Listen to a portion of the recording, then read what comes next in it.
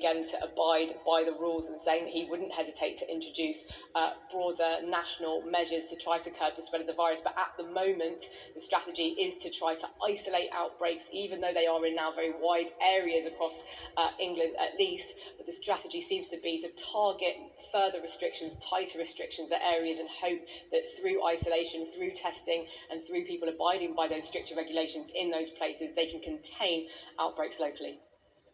Okay, Leila, thank you very much. Leila Nathu in Westminster.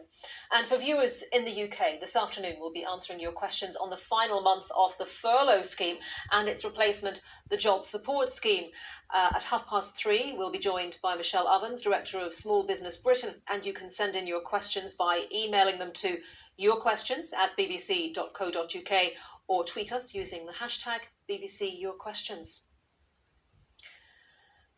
Breaking news now from West Midlands Police, who have launched a double murder investigation as 2 men have been found shot dead in a car on a Black Country industrial estate. The men were discovered inside a vehicle, they say, which was parked outside units of Moore Street in Brierley Hill in Dudley just before 3:30 yesterday afternoon.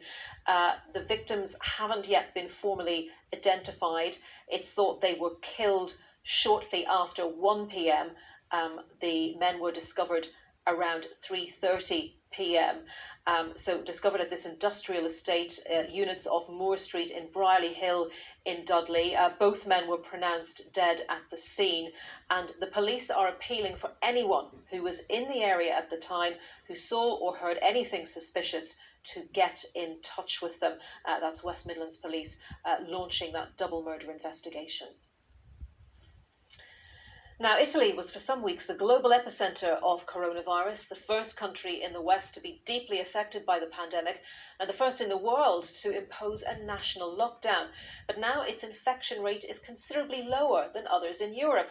38 cases per 100,000 people. That's compared to more than 100 per 100,000 in the UK, 230 in France, and 330 in Spain.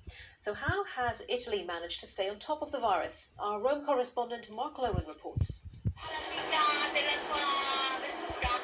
COVID's once global epicenter isn't letting down its guard.